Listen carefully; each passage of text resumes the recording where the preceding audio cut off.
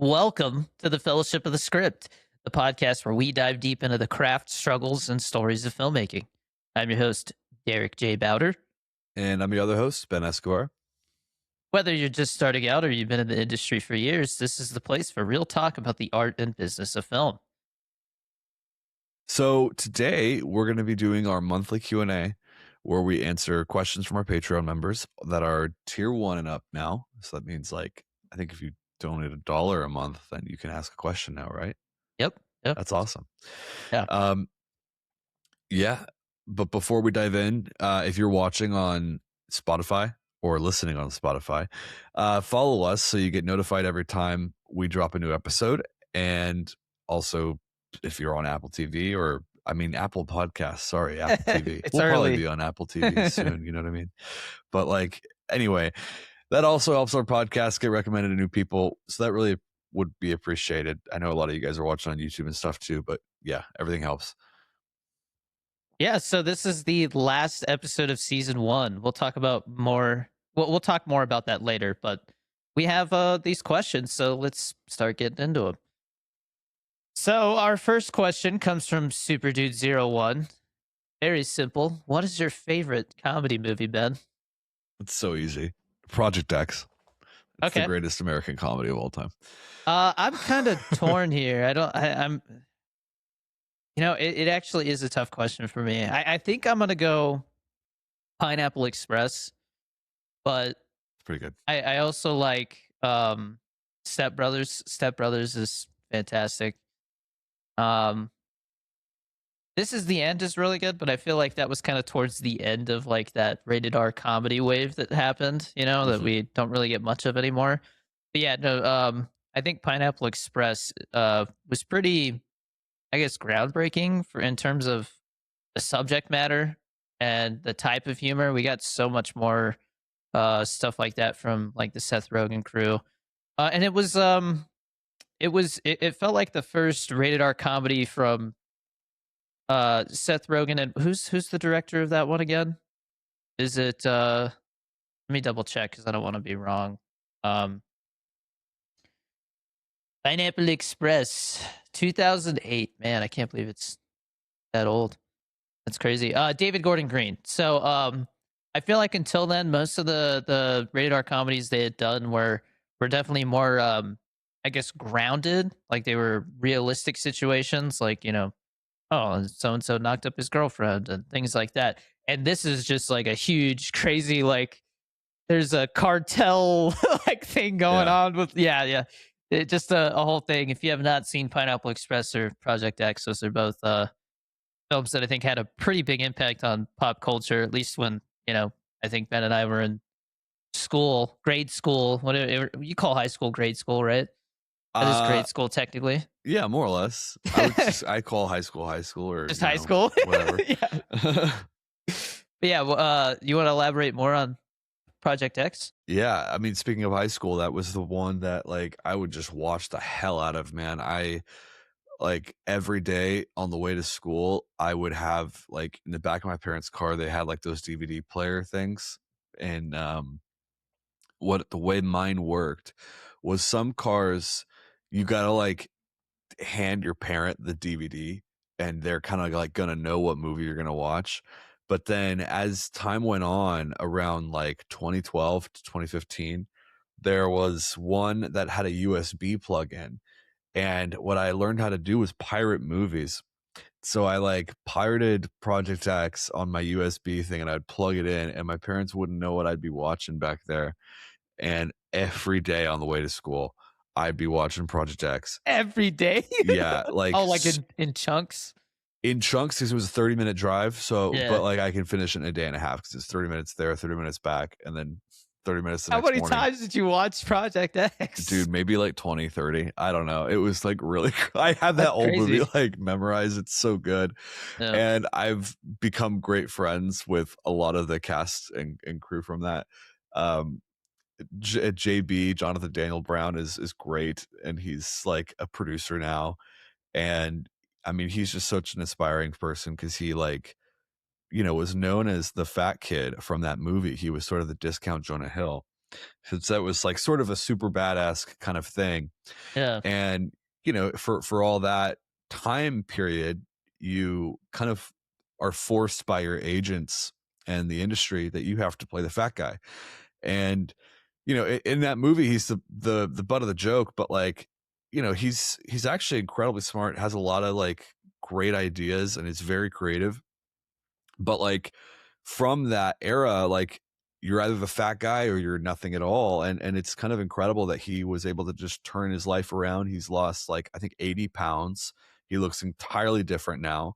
And now he's producing movies in Hollywood, and he's like, you know, never gonna go back to that. Maybe he could act again, but like I don't know. I think that movie is so funny and cool and great. And it's just it's I wrote a paper on it in grad school. I'm fucking obsessed with Project X.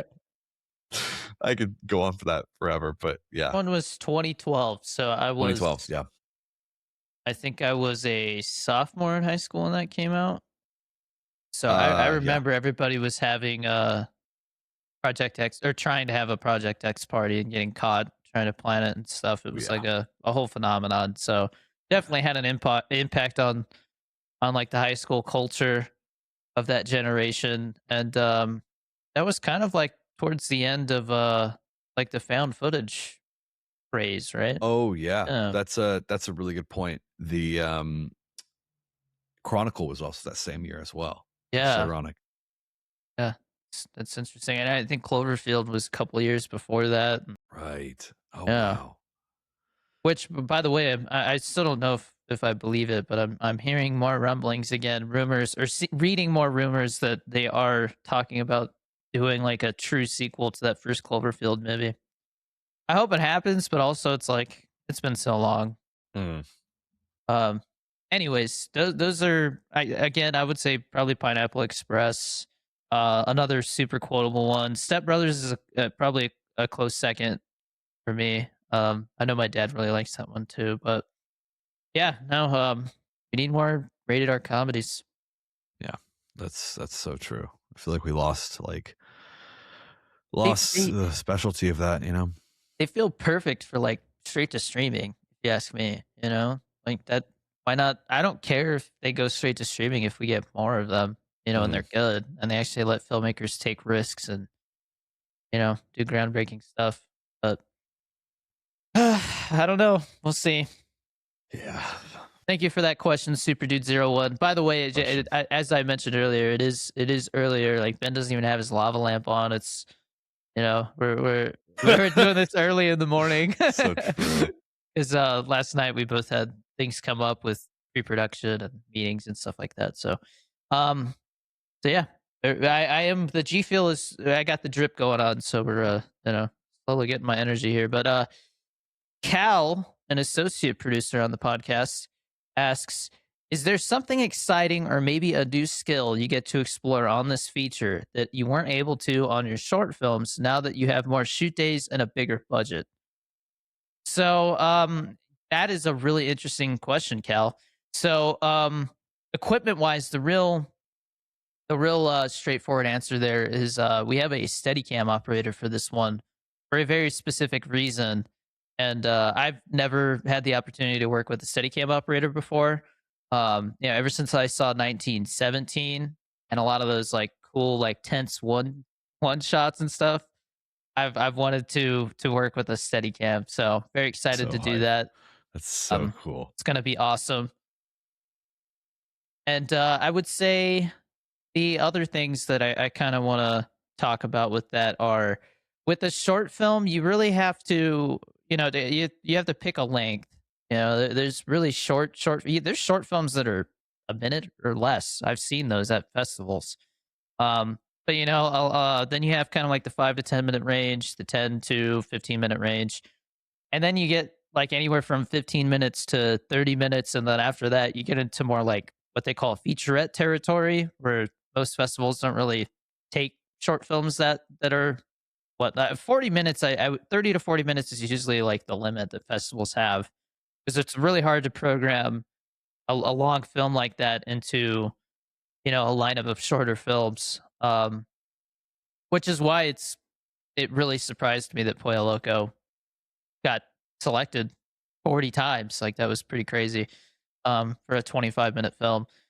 But being able to not be so concerned with getting in and getting out, and being able to really explore characters and develop them and really let them have their moments, opportunities to have conversations that, while there's something going on in the plot, they get to talk about something that maybe doesn't necessarily directly impact it in that moment. It's more of a character development thing. So I think getting to have those moments for each character is something I'm really looking forward to exploring. Having some fun with maybe a little bit of improv and stuff, but just having that runtime to really flesh out characters and a setting and all that stuff that you don't really get the opportunity to in a shorter film because you don't have the time to.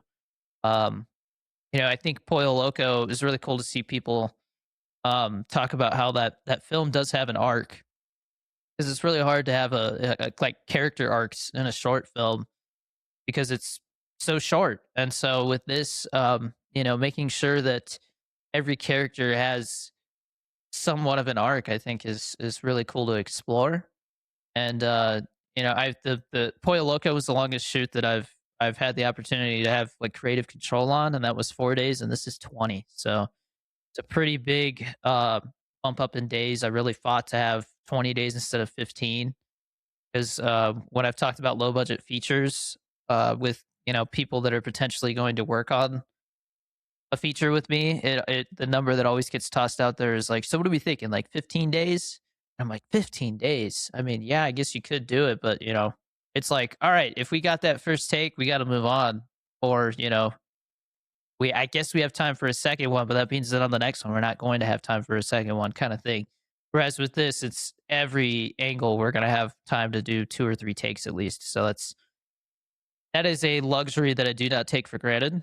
Doing that Indiegogo really allowed me to have the funding to do that. If we did not raise as much as we did with the Indiegogo, it might have gotten cut down to 15 days. So yeah, just another reason to be thankful for everybody who contributed. But yeah, there's a lot of stuff, and I think really getting the time to not only act in part of the film, but focus on directing and really just hone my craft and really work on my skills as a director and an actor, and do that at the same time too. It's Mhm. yeah, I'm very excited, very humbled by the process and experience so far. And at the time of this recording, we're like 4 days away, so pretty crazy. Wow. Um, yeah, thank you for your question, Cal. Ben, is there anything that you want to kind of talk about when it comes to the difference between features and shorts from a directing experience? Yeah, I think the main thing from my experience is that every day on a film set as a director is always there's always a problem to be solved, and it's always a bit of a brain teaser. And it is always just kind of like, okay, how do I get through this today? What do I need to do? How do I, maintain composure? And it's like navigating yourself, navigating the people around you. And doing that every day, back to back to back to back to back, makes you so much better as a director to where you just will feel in your own place in a feature, like, especially if it's going well and you see it going well and you're just getting the footage and every day is just improving upon itself. Like, you're just going to get better at things like riding a bike almost. And you're just balancing, progressively every day. And it really makes you feel like, wow, this is what I was destined to do, when you're really like when you just feel it. And it's an incredible feeling to have. And it kind of just makes you up for anything. You're just like, okay, anything could go wrong tomorrow and I'll be fucking ready for it. Like, maybe like earlier on, it's like scary. It's like, holy shit, like this is the feature. We have so much to do. But then once you start chipping away at it and you're like, oh my God, we're halfway through the film now. And it just makes you into a beast. I don't know. And it's, I don't want to compare it to military training, but it's, you know what I mean? It's just like a training of, or just like a, Yeah, no, you I just come mean, out there and different. I remember how nerve wracking it was the first time I went on a search and rescue case and actually had to like hoist And then, by the time I was getting out, and I had, done, I don't know, like 20 search and rescue cases where I either hoisted or we did something, it just became second nature at that point. And I don't know if I would say I'm like there yet, but we did film a very specific piece of the film beforehand for a reason that I can't get into. But we spent an afternoon essentially shooting this part of the film already before full principal photography happens. And there was no nervousness for me. And I think that Hunters was a very invaluable experience to really get and go direct and not worry about acting, because doing both at the same time really keeps you on your toes. Like, it's constantly like, okay, I have to worry about the shot. I got to direct the actors, but then like when you're acting, you also have to kind of direct yourself in your head and like, figure out what is my character doing right now? How do they fit into how the story is developing right now in the scene, the character dynamics? What is my piece of the puzzle in this scene? It's definitely like two different gears. So to have to switch like that, I think getting to go just direct with like a crew that's a similar size and all of that, really helped me get more comfortable in my own skin as a director. And so very thankful for that. And by the way, Hunters just got selected for its third festival. We got one selection early on for Las Cruces. That is playing on April 10th. I will be there in Las Cruces. It's like a 3-hour drive. My wife and I are going to go. And then RJ, who's one of the executive producers and actors in the film, is going to be there as well. Really excited to do our world premiere at a New Mexico festival. That feels very fitting. And then we got an honorable mention at a festival, which is like a selection, but then like you're not guaranteed to be screened. But that was cool. And then we just got an official selection from the Oxford, yeah, Oxford International Short Film Festival, or it's Oxford Shorts International Film Festival, something like that. Anyways, I believe from like April 10th to the 14th, it will be available through their like hybrid online section as well. So anybody who's like itching to see it will have an opportunity to see it online, which is cool. Um, I start getting some letterbox reviews and hearing what people think. Mhm. But yeah, no, it's we're only like, I don't know, 10% into our notification dates, so a lot more festivals to come, I think. Fingers crossed, but it is it's cool to see that film starting to go out to festivals. So yeah, no, that was a great question, Cal. Thank you. And before we get into our last questions, quick ad break. Please subscribe to Spotify, Apple Podcasts, and YouTube, wherever you watch and enjoy the podcast. We would greatly appreciate it. It helps the podcast grow. And click the notification bell so you never miss an episode. You can also follow us on social media. I will be doing kind of like behind the scenes vlogs and probably little snippets here and there. I think it's going to be cool to post like just, you know, me directing a take or something. And maybe you don't really know what's going on, but just to see it happening will be fun to share. Um, but you can follow me on all socials as at Danny Dorito 23 at Ben Goes By. Real Ben Escobar or at Genie Boy Games. Yeah. And Ben's going to be revealing some fun stuff soon too, I believe. Yeah, a week Yeah. from today. Hell yeah. You can also join our free Discord server if you want to come hang out with people who also watch and enjoy the podcast.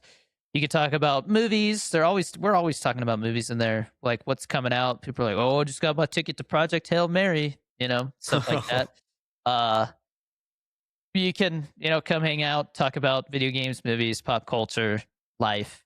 We also do some special giveaways in there from time to time, and everybody is welcome. Just don't cause any drama, and we'll have a good time in there. giveaway milestones, we do again do giveaways for different milestones. When we hit 250 subs, which I believe we're at like 243, so we're getting close. I'll be doing a special Wonderful. giveaway. We're also when we hit milestones like 10 Apple reviews, I believe we're at 25 Spotify ratings. I think we're around 10. And then when we hit 250 Discord members, which I think we're around like 210 or something like that there. So um, if you join and rate and do all that stuff, I will be doing special giveaways for those milestones. But if you want guaranteed access to giveaways, join our Patreon where we do exclusive giveaways every month. I've been doing a physical media giveaway, like we gave away a copy of The Sixth Sense on Blu-ray this month, which was a big inspiration for Around Midnight. More and more, I'm starting to realize as we go through the shot list and like find the shots and angles that we want to do. It's like, oh, that feels, yeah. Uh, and then you can also get producer credits, as you've heard. Like Cal, he just asked a question. He's an associate producer. The next person that we're gonna answer some questions from is a co-producer. But there's also the monthly hangout, the film fellowship, all kinds of stuff on there. For as little as $1, you can join and get access to exclusive benefits as a member of the Patreon, and you can save 15% if you subscribe annually. So if you want to ask a question, it's $1. But if you subscribe annually, I think it's a little under 10 or something like that, and you get to ask a question every month. So go support the Patreon. We would appreciate it. And we'll talk about, the Patreon and everything during this kind of like little break that we're taking between seasons while I film my feature later at the end. But last thing, use G Fuel code DannyD to get yourself 20 to 30% off at gfuel.com. They just dropped a new Ghostface flavor called Jump Scare. It's like white crayon strawberry, which sounds really good. They're always dropping new flavors. I think that collector's box just sold out actually, which is pretty crazy. But they said they're going to restock it. So get ready. Use code DannyD. And I'm drinking some Chucky Good Guys Blood Orange because it's the morning. So, I need some of that like orange juice taste. Nice. Ben's all out of G Fuel, I believe. He's waiting for his BOGO order to show up to replenish. Finished both the Snake Eater and Murder Corn, which is crazy. But we got, I think, 3 or 4 tubs coming in, so that's good. Hell yeah. But yeah, code Danny D really supports the content, the podcast, and we appreciate everybody who has supported our Patreon and the podcast for season 1. Now into some more questions from Tommy Slays, aka Daniel Woolsey or Tommy Woolsey, a man of many names, going to be joining us in New Mexico as a featured extra for Around Midnight. Really excited to finally meet Tommy. But he asked a question for each of us.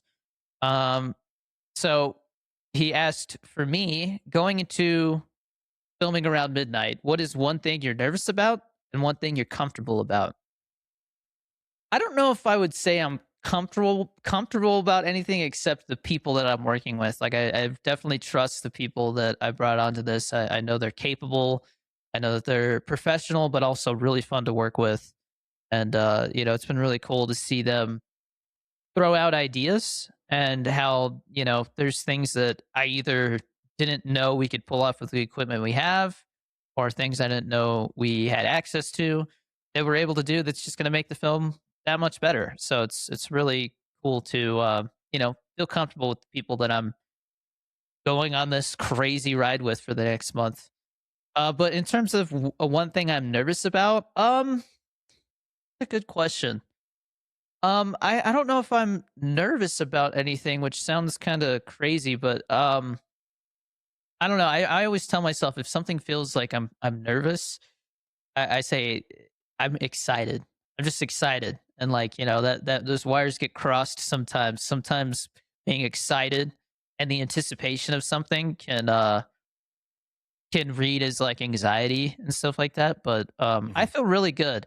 If there's anything I'm nervous about, I would say it's just I've been anticipating the start of it. It feels like this last couple of weeks has been slow, but also I've had so much I needed to get done during this time that it's like All right, gotta remind myself I need this time. It's valuable prep time.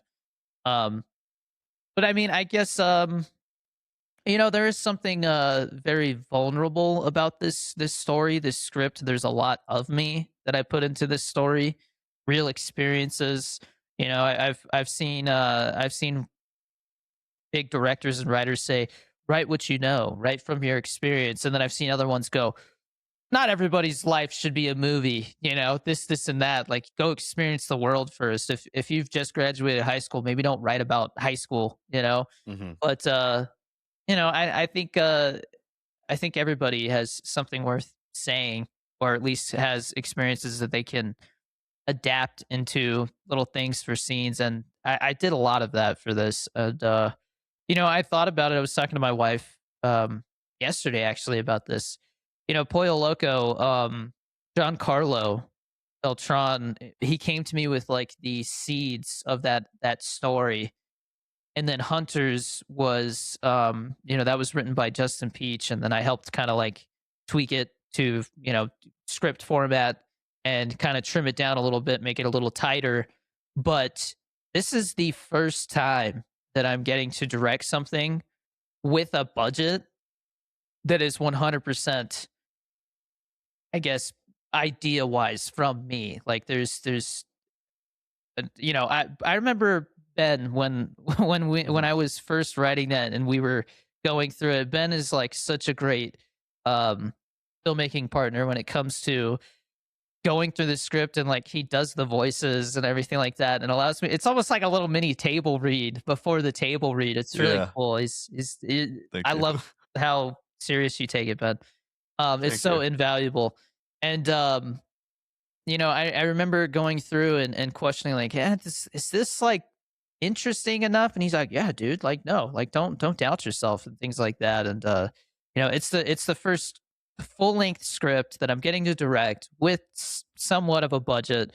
It's 100% from my heart, from my brain, and that is a different feeling. It feels like if this film were to come out and everybody's like, oh, what a piece of shit story, like, it's like calling me a piece of shit, like, it's very Of like course. close and near to dear to heart. But I'm not saying I don't think that's gonna happen, but it's just I would say the thing that I'm nervous about is just being so vulnerable with the story that every time there's been a question in pre-production, like, so this scene right here, like, what's the purpose of it? It seems so like quick and this and that. And then I'm like, well, I this happened to me and I took that and I kind of used that to bridge these two things. And they're like, oh, okay, well, that totally makes sense, that answers my question. So it was a lot of that. And yeah, so it's a lot of me in this story. And yeah, I mean, I guess we'll see what people think in like a year when it's finished and we start showing people. But yeah, there's always something very anxious about telling something from the heart. But yeah, I guess I hope that answers your question, Tommy. But for Ben, which I'm interested in hearing, how similar is a video game script to a movie script? It's a good question. I think in my case, when you're indie game making, or indie filmmaking, really, like, your script is a tool to demonstrate as organized as you can what your vision as a director is. And I think when I was kind of looking at, assembling a team and making a game, the first question I had was like, okay, how do I direct these people? Because it's like a different style. It's all remote. It is all through Discord. It's all through calls, and you're sending them files to read, and you're going to have to, like, sometimes talk about it on a call, sometimes just like hear about it in a message. And a Google Doc, sometimes people do. And it's just like scratch, like, dialogue is just like notes on scratch paper. And like what happens next is a very loose thing. And it's told through images. But for me, like, I knew going into it, I need to use the skills from screenwriting and traditional film screenwriting to my advantage here, because number one, actually a lot of game developers, at least on the indie side, have never read a screenplay, but when they read it, they see it. So there's no better way to just convey what the story is. And so, I mean, to answer literally here, it's just a feature screenplay as you would anything else, except I just bold things differently because there's no like not grammar police. There's no like format police after me. So I put a Yeah. lot of like notes in there. I'll put a lot of like bold with stars, like notes, and I'll say like, for this part, let's reference Heavy Rain with their UI or whatever the hell. I put that in my last one. Very Or cool. like, I know this sounds hard, but we can do this. Let's just reference The Last of Us Part 2 port scene and we can do it. That's in one of them. And I like, knew it. but then the main thing I always try to make sure of is in the way that in film you got to like make sure you're getting your interior and exterior like really well done. I am always, even if it's just half a second, you got to say whether it's a cutscene or gameplay.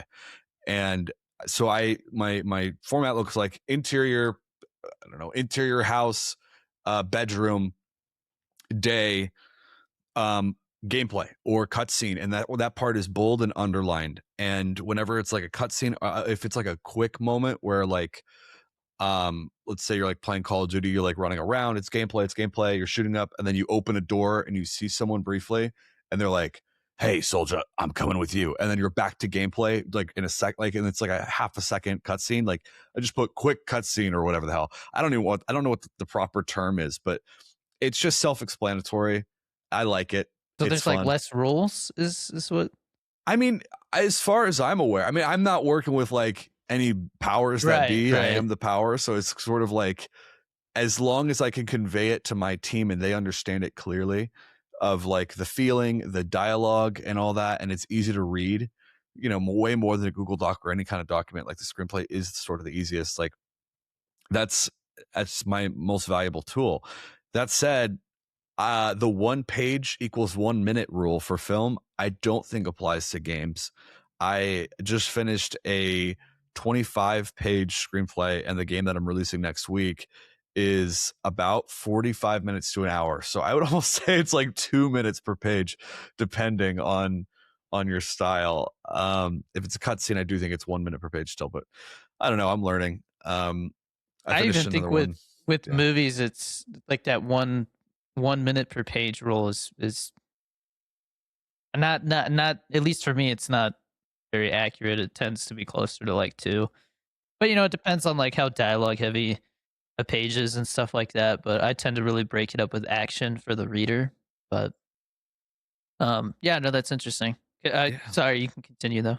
No, that's basically it. I mean, I finished a 80-page script that's for a longer game, and that's going to be, I would say, about 2 hours, 2.5 hours, and that was like, has a lot of moments, has a lot of dialogue, but the 25-pager was, all the dialogue is voice acted in this game that's coming out next week. Um, in my later one, only some of the dialogue is voice acted. And so you're kind of at the subject of the player like reading and then hitting next, like skip dialogue.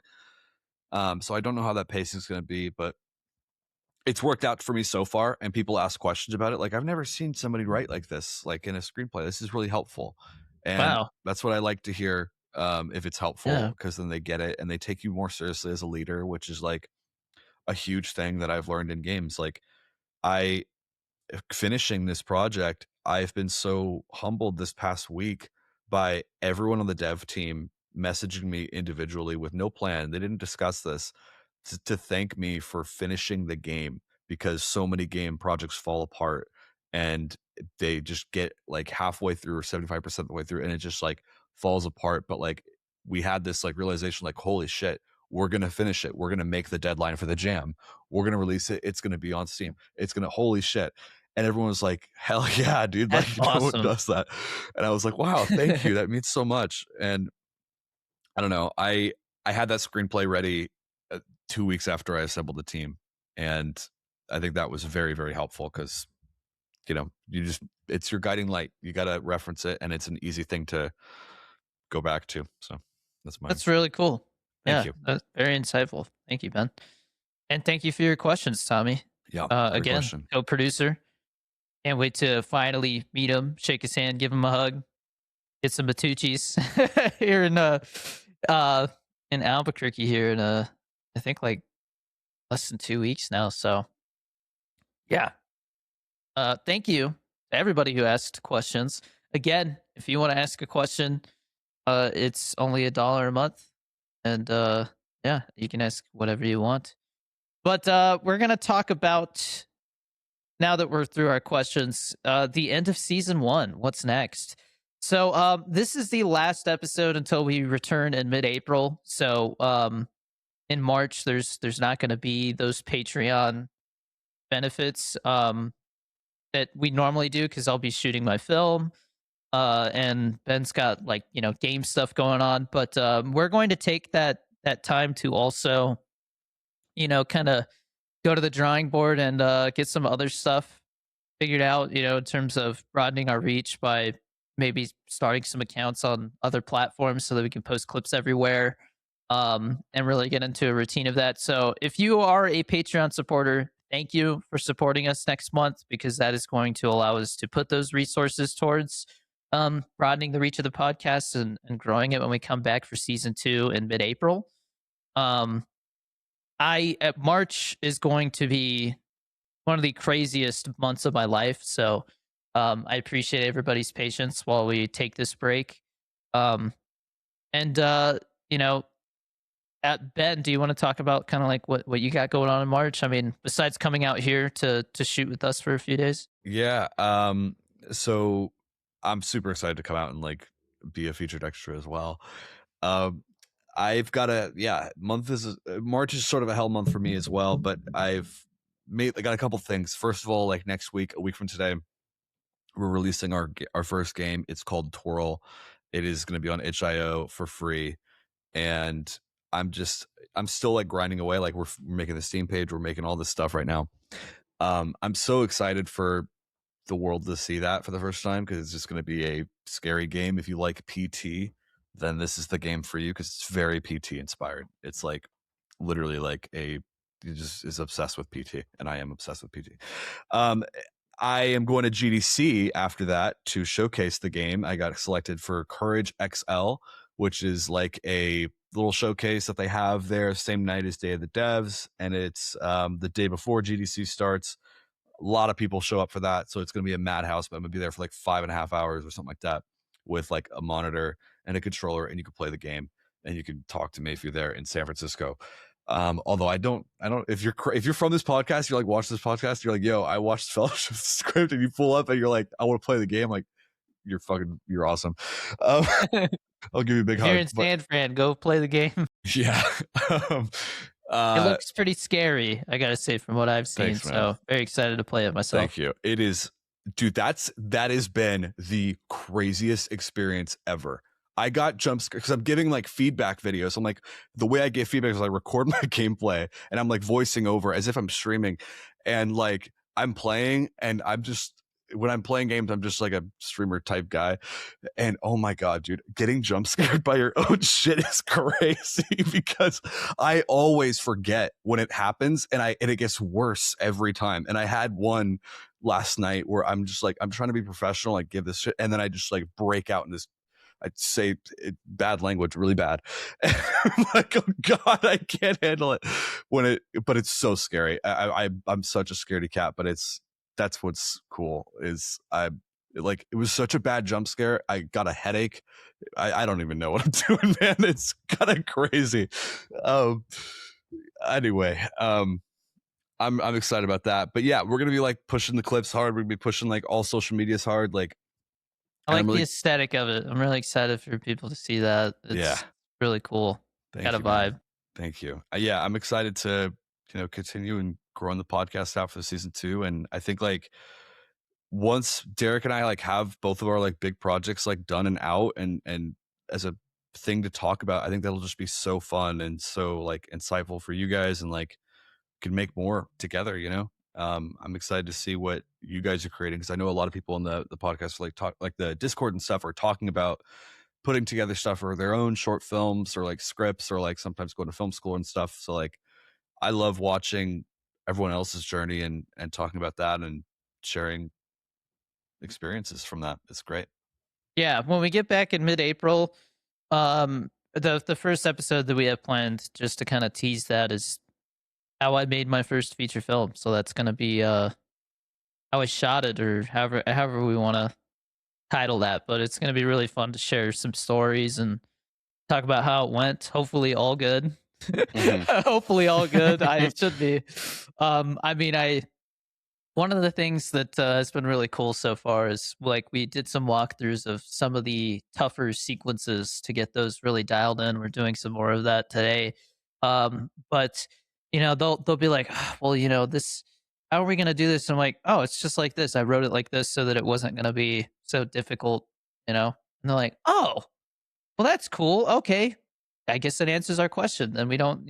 So I think the way that I approached it with budget in mind and limited crew and all of that has really helped us never feel too overwhelmed by any particular sequence. We are going over what's probably going to be one of the tougher sequences today because the space we're shooting in is small, which is going to limit how we can approach it. But I'm excited because it's one of the most important sequences of the film. But yeah, no. And then we have like a special effects test that we're doing on Friday, and we have a haircut party on Sunday where like me and the other actors are like gonna go get our character haircuts and have some pizza and stuff. It's Fun. so much cool stuff going on, and I feel very fortunate to have the opportunity to make a feature because I know that not very many people get that chance, especially with Mhm, a budget like this. Even mhm. though by Hollywood standards, they're like, "Oh, look at you, poor filmmaker. You need to quarter." Like that's what it feels like. But I think the production value that we have access to is really going to elevate the film, and I don't think it's going to feel like it's budget, which Mm.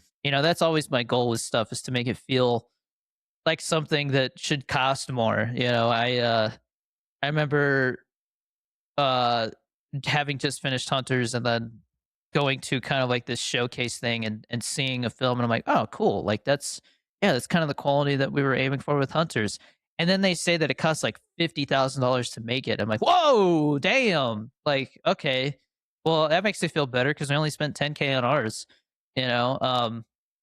But yeah, no, it's going to be exciting to share clips on social media.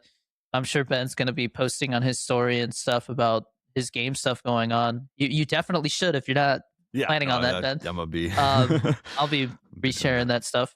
Thank you. Um, but yeah, be on the lookout for some behind the scenes fun stuff. If you want to see that stuff first when it drops, before anybody else on the other platforms, I'm going to be posting that on at Derek J Bowder on TikTok. That's kind of like my film focused account. Um, so look for that. I'm gonna be posting a video here in the next few days that's kind of like, all right, guys, this is it. Don't get scared now. No, it's like Home Alone. Yeah. But it's been kind of like nerve wracking to go from, I'm somebody who posts 3 times a day, on platforms, or at least that's like always the goal.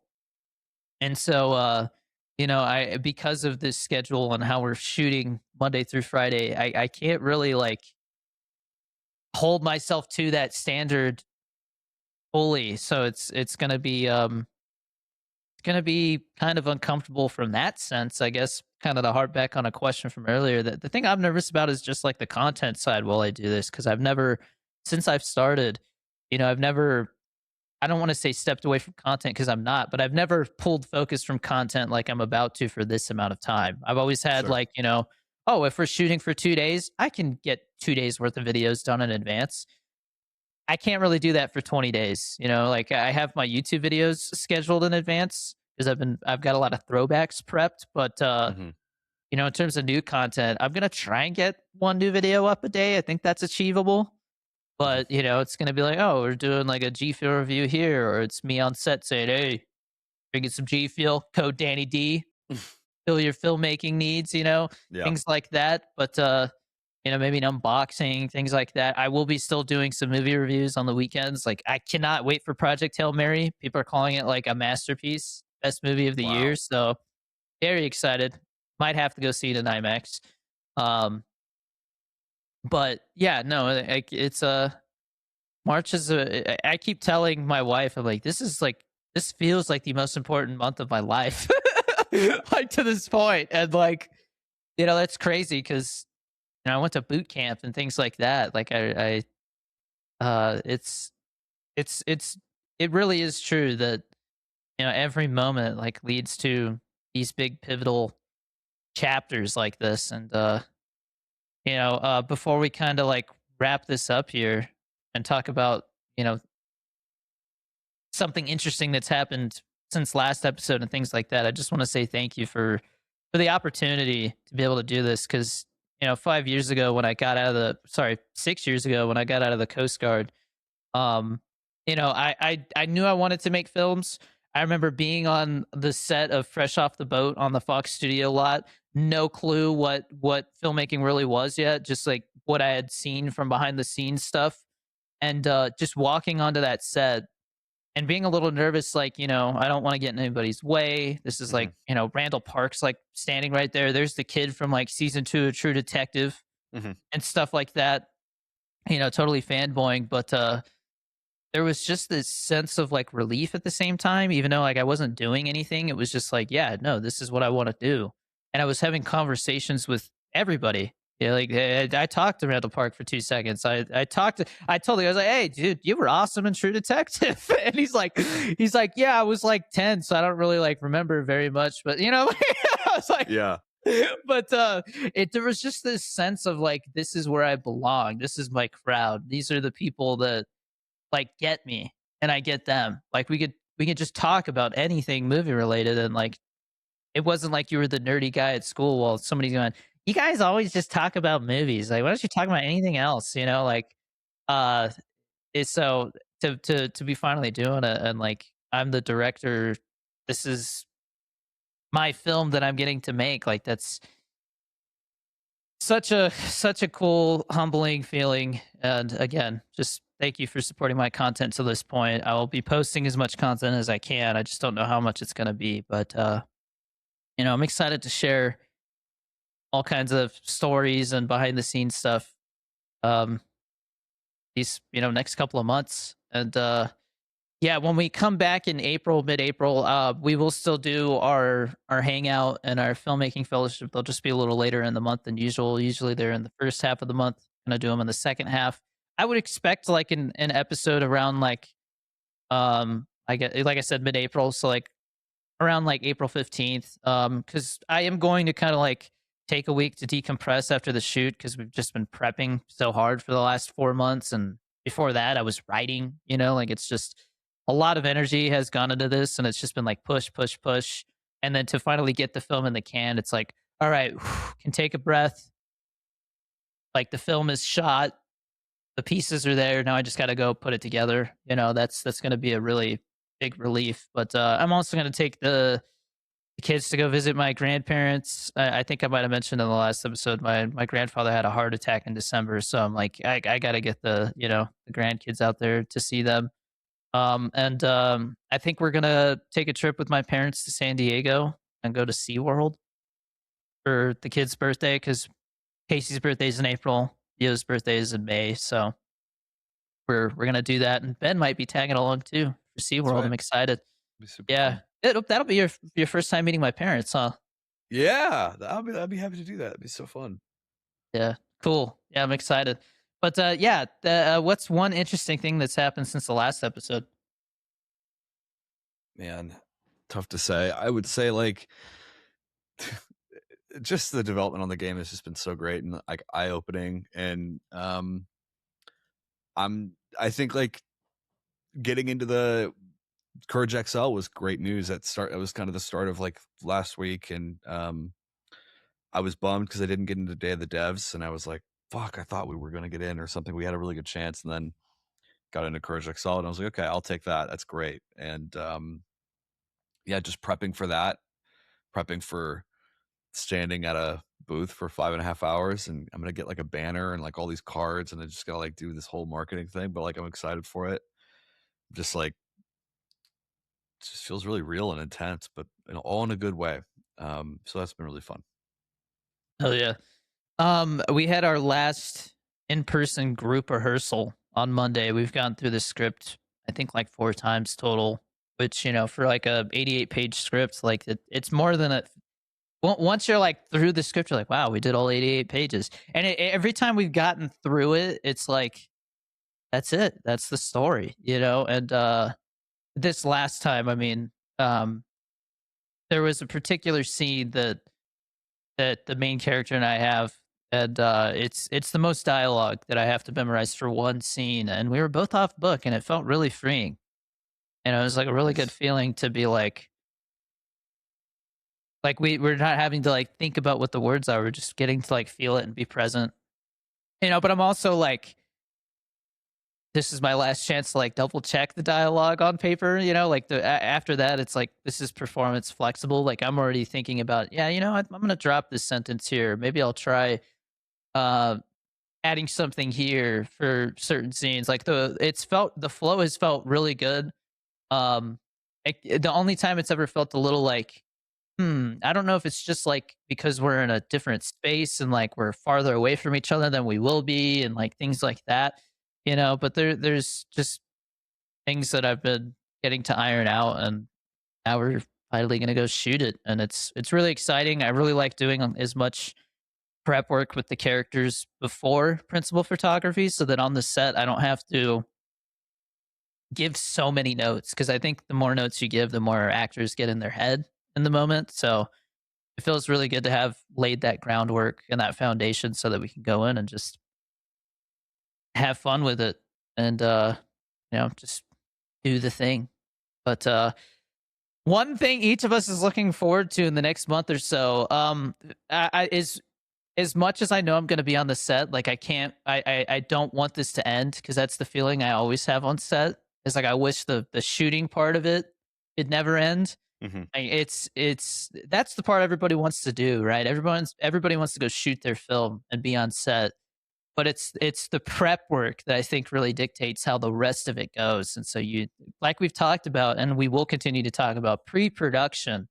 You want to make films is so crucial to do it's due diligence to the process, and really, not shoot yourself in the foot before you even start, by laying that groundwork and setting a foundation and making sure that you have a strong crew and everything. I am gonna it's gonna be a really, I can't even imagine what it's gonna feel like to be like, that's a wrap, on around midnight. Like, it's gonna be such a like, holy shit, we just shot my first feature. Like that, I can't wait for that. That's something I'm excited for. I'm also getting to have my birthday, my 30th birthday, on set, Friday, That's March 6th, so which is such a sick. surreal thing. That's so sick. I totally forgot about that, dude. That's awesome. Yeah, I mean, it was always like a goal that it was in the back of my mind. I didn't know if it was gonna work out, but it was like, I would like to shoot my first feature by the time I'm 30. By 30, like before I turn 31, I hope I'm having my first feature shot. And I'm Dude, turning 30 on that that's first feature. so awesome. Did you like organize like a specific scene on that day or anything like that? Is No, it no. anything different? But I think my wife has something planned, like she was like, "Do you want a cake?" And I was like, "I'm not really a birthday cake guy. What about donuts?" She's like, "I'll figure something out." And I'm like, "Okay, so we might be That's so having birthday sweet. donuts, but it's gonna be like, thank you guys. Now get back to work." No, I'm just like, put that donut down. But yeah, no, I'm looking forward to just so many special moments. And there was one of the scenes towards the end of the film that we rehearsed, and I mean, we had to like, when we were done going through that scene, everybody was kind of like, "We okay? Everybody's okay? You okay?" Like it was a very heavy scene. So yeah, there's so many things that I'm looking forward to this next month and a half or so. What about you, Ben? Um, God, I'm just so ready to be able to finally talk about publicly like that I am making games now, and like I'm also just gonna take a deep dive back into film in a way, like 'cause I think I just needed to get this out of my system, in a really, really like existential kind of way because it was just like the first thing I ever wanted to be was a video game creator when I grew up, and I was always beating myself up over like not doing that. And it's like a line in my first feature, ironically. Like my character is like some girl's like, "What did you want to be when you grew up?" And I was like, "I wanted to make video games." She's like, "Why didn't you?" I was like, "Cause I didn't know how to draw." And now it's like, okay, I guess I'm doing that now. But I don't know, man. Still don't know how to draw. No, hell no. I'm a horrible drawer. It's horrible. No, I'm dude, that's the terrible, worst. guy. I don't. When it comes to like physical art, like painting, drawing, arts and crafts, not a single artistic bone in my body for that stuff. Yeah, I'm like, I can't even like cut out a freaking gingerbread man or whatever. Like, I'm terrible, man, yeah. at that It stuff. that is such a talent. And I will say, like, I may not know how to draw, but I do know how to direct. And like, man, when you meet someone that does know how to draw and you can like direct them, like it's so good. I am so happy. We got our art is almost done. I could show you on Discord actually. I won't show it on the thing, but yeah, man, I'm excited to say hello world and Beanie Boy Games. yeah, Hello. yeah. It's so true.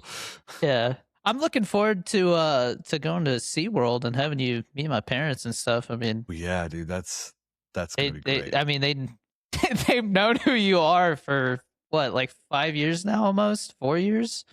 Because was it 2020 when we met? I It think was it was 2020, right? end of 2020 or early 2021. Man, I'd have to like look at like when the podcast was, but like, fuck, man, that's crazy. If He's it's been, 6, man. So it's been about 5 years. dude, Yeah. that's I can't handle that. I've I known can't you for handle a that. sixth of my life. Yo, that's cool as fuck. Actually, that's a lot more than the average person in my life, at least. Because I know people from high school, but then it's like I don't know. Yeah, it's hard to keep in touch with people. That's fucking awesome. I'm happy about that. Yeah. Cool, man. But yeah, that's a wrap on season 1. We hope that you had some fun listening to us talk about the filmmaking process. Had fun listening to us talk about AI and this freaking Warner Brothers merger, which keeps heating up. Now Paramount has like a counter bid that Warner Brothers might actually take seriously, and so now it's going to be in Netflix's court again to either match that bid or Mhm. be like, all right, that's too much. But it's there's going to be a lot to talk about when we get back, and I'm very excited to share the experiences that Ben and I both have when we come back. So thank you for making it what I would call a very successful season 1 launch of the podcast. Um, Again, huge shout out to our Patreon supporters. Huge shout out to our producers who have supported the podcast. Again, those people have IMDb credits, so like they are credited producers because this would not be happening without them. So go check out that Patreon. Um, go to the Discord. I will probably share like a photo here and there, things like that in there because I just I feel like I owe it to everybody to like share this exciting process. I got this first monthly behind the scenes update that I'm gonna go draft up today and send out for the people who got that perk on Indiegogo. So very excited to start sharing stuff. I've got some pictures of us location scouting that I'm gonna send with that. So but yeah, we'll see you for season 2 in mid-April. And as always, I'm Derek J. Bowder, I'm Ben Escobar. and this is the Fellowship of the Script. Thank you for joining us for season 1. We'll see you again in mid-April for the next episode, season 2, episode 1. Until then, keep creating, keep pushing, keep telling stories that matter, and get some G Absolutely. Fuel. Best of luck on around midnight. Thank you.